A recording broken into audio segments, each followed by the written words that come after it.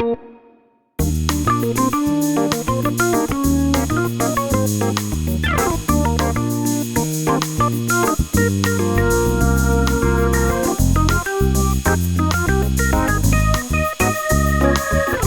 kids, I have a confession to make.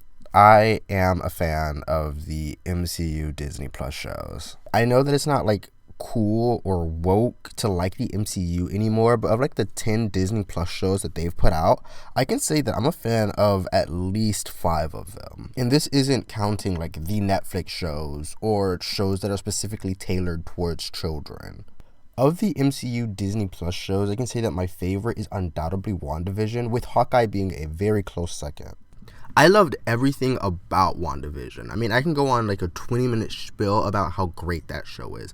But this video isn't about WandaVision, it is about Agatha all along, which I like to call WandaVision Part 2. Agatha was my favorite part of WandaVision, primarily because of how campy Kathryn Hahn played the character. So I was hyped when it was announced that she would be getting her own TV show. Throw in Patti LuPone, Aubrey Plaza, and the little gay boy from Heartstopper, and I was over the roof. At first I was a little concerned for the show, I'm not gonna lie. I mean, after watching the first few trailers, I couldn't really pick up on anything except for the fact that there were a lot of characters. And I thought they were going to be like Marvelified and all have the same like witty, snappy dialogue that would make them melt into the same like amalgamation of a character, which like isn't entirely wrong. Every character like has their moment where like they're snappy and witty and it's like, oh, that's Marvel writing. But for the most part, the dialogue isn't bad. It's nowhere near as bad as like Miss Marvel or the Guardians of the Galaxy or, you know, other Marvel properties. There are some lines here and there that made me roll my eyes, especially with Teen. I mean, it was clear that his dialogue was being written by older people who were attempting to use quote-unquote Gen Z slang. But outside of that, I actually really like the characters. I found myself really endeared to Lilia and Jennifer specifically. I mean, and this is despite the fact that Jennifer's dialogue is like often terrible. So the plot of Agatha all along is pretty cool and straightforward. I mean, the plot kicks in the second episode, and it essentially revolves around Agatha trying to get her power back by walking the Witch's Road, which is a road that she made up 1,000 years ago to steal power from other witches. But because of Teen, or Billy, or William, or whatever you want to call him, she's forced to actually walk the road, which is a scam that she created. Which, can I just say that, like, the reveal that Agatha fabricated the story of the road is just perfect. I talk about the episode that the reveal happens in a little later because it's one of my favorite episodes in the series, but, like, it's so beautiful, and it fits Agatha as a character perfectly. Agatha's motivations and her actions make a lot more sense when you go back and rewatch the show knowing all that Agatha knows. Little moments like her desperate concern for Teen when she thinks he's gonna die makes a lot more sense given the context that she is also in uncharted waters. Originally, because of her concern for him, I thought that Teen was gonna be Nicholas Scratch, Agatha's son.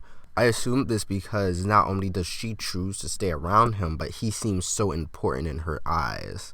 Of course, the entire internet knew that he was Wiccan, and I was over here, like, yelling at clouds and shit, but, like, you know, it's fine, it's whatever. Outside of the odd dialogue choice here and there, the writing in the series is pretty airtight.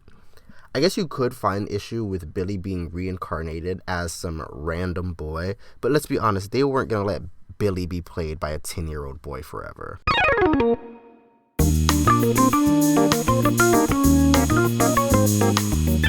Which brings me to my favorite part of the series, the characters. I always tend to like Marvel characters. I know people hate Marvel dialogue, and to a certain extent I do as well, but what can I say? I love a fun little character. I can confidently say that most of the characters in Agatha all along fall into this silly little character category. And although it's been a while since I've seen another MCU project, the humor seems a lot more toned down in this one. And that's not to say that the show isn't funny. The humor just seems to flow better. I mean, everything fits into place a lot more than they do in Falcon and the Winter Soldier or Thor: Love and Thunder. Most of the humor in the show comes from the actors as opposed to the dialogue itself. Aubrey Plaza isn't in too much of the show, but she chews scenery like it's gum. She goes from doing the Aubrey Plaza thing and being weird and hot to being oddly sentimental and beautiful in her depiction of death. Death, of course, being the Marvel character that locks Deadpool and Thanos into an internal beef over, who gets to fuck her. That Death. In this series, Death is Agatha's ex and the person Agatha hopes responsible for the death of her son, who was meant to be stillborn. Although Rio only briefly appears in it, episode 9, Mother Maiden Crone, is the second best episode in the series. And the reason why it is the second best episode is because of the first half of the episode, which shows Agatha living happily with her son Nicholas. And despite how cute the beginning of this episode is, there's this looming dread over everything. And it's not just because Agatha is using a 7-year-old to kill a bunch of people. It's because you can tell that Agatha genuinely loves her son. Despite that, it almost feels as if in every scene with the two of them, Rio is just standing slightly out of frame, just watching them, waiting for her time. I absolutely love this episode. It is haunting, and it's beautiful, and it's death written at its finest. The second half of the episode I like a lot less, though. As I said before, I really like Joe Locke. This being his second ever acting credit for being a 21-year-old who started acting almost 3 years ago, he is holding his own, especially when you put it into the context of the real world. He's acting against Catherine Hahn, Aubrey Plaza, and Patti LuPone. At times, Teen can just kind of slip into the background when surrounded by so many other talented actors. And that's not a slight on Joe Locke. Teen just, doesn't have all that much to do.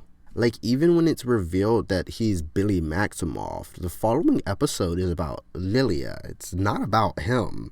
Which kind of sucks, since this whole series is about introducing Billy into the Marvel Universe. So when Wiccan finally shows up to help Agatha fight Rio, it's more of a whimper than it is this big hurrah moment, After everything, I find myself caring more about Sashir Zamata's character, Jennifer, way more than I care about Wiccan. I'm more excited to see where her story takes her, despite the fact that I'm pretty sure she's never gonna show up in another Marvel story ever again after this point. Speaking of Jennifer and Lilia are two of my favorite characters in the show. More specifically, it's Lilia and Jen being more of a supporting character. Lilia's episode 7, Death's Hand in Mine, is my favorite episode in the series. The concept of somebody living their life out of order is so cool, and it's so fun to see all the shit that Lilia's been saying and yelling come back into context. Much like Teen, Lilia also doesn't do too much in the story. I guess that's just a symptom of having so many characters in it. She puts the group together, and then she doesn't do too much until episode 7, which is her episode. But she has the coolest death, and she's played by Patti LuPone, so the theater kid in me damn near jumped out of my skin when I heard that she was going to be in this show.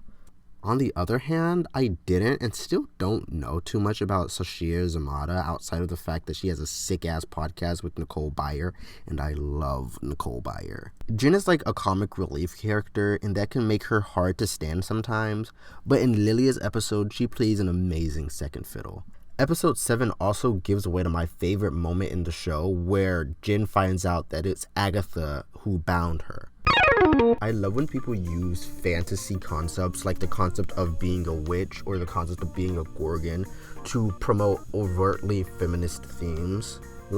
Outside of the occasional joke about misogyny here and there, the show isn't overtly feminist, but this one moment is the most feminist the show gets. There are also racial subtones as well, with Jen being a black woman who got bound in the 20s by Agatha, who's a white woman, but that's a video for another time. I say all of this to say that I really like Jen and Lilia, and they're my two favorite characters. I honestly don't have all that much to say about Alice. She's a witch that we're with for the least amount of time. I think it's cute that she has a nice little relationship with Teen. It's nice to see the two of them bond. I also really love the conversation that she has with Rio after she dies. It's pretty cool. But yeah, I can't really say that I have much to say about her, though. My least favorite character in the entire show is Agatha herself. As I've said before, I absolutely love Catherine Hahn. She's my favorite part of WandaVision. She's really good in Step Brothers and even better in Glass Onion, but I just don't like her in this series. I think it's because she reminds me of a professor that I had who I don't love. I'll say that much. Not only that, but I also think Agatha is oddly the worst written character in the show. I mean, like, her story makes sense. Her motivations are there, but, like, dialogue-wise, Agatha had me rolling my eyes the hardest out of any character in the show. Despite all of this, Catherine Hahn is still an amazing actor, and she does deliver. I just don't like it. Agatha All Along is a pretty good show. Compared to the other MCU, like, Disney Plus shows, Agatha All Along isn't the best. It's not my favorite. Nowhere near my favorite. It's nowhere near WandaVision or Hawkeye. I would put it on like the same level as Moon Knight, or at least a little above Moon Knight. I remember what happens in Agatha All Along a little more, but this also is because of the fact that I just rewatched it like not even a week ago. If I had to give it like a number ranking, I would put it at like a 4 or 5. It was cool. Would I like recommend somebody to watch this? If somebody somehow managed to never watch any MCU property like ever, this definitely would not be the first show that I show them. But when they did watch this, I would be interested in seeing what they felt about it. Yeah, I think that sums up my feelings on the show pretty well. Alright, so it's been a while, hasn't it? Last time I uploaded was 3 months ago. Things got a little crazy in my life. I started a new job, and then was also recently like finals in the end of the semester, and I was kind of struggling. But I'm back. I'm here. I'm going to try to upload at least one video a month in 2025. Also, we recently came up on my 1 year anniversary as a YouTuber. I uploaded the Spider-Man 2 video on December 7th, I believe. And it is currently, as I record this, December 17th. So happy anniversary to me. But yeah, I hope you guys enjoyed this video.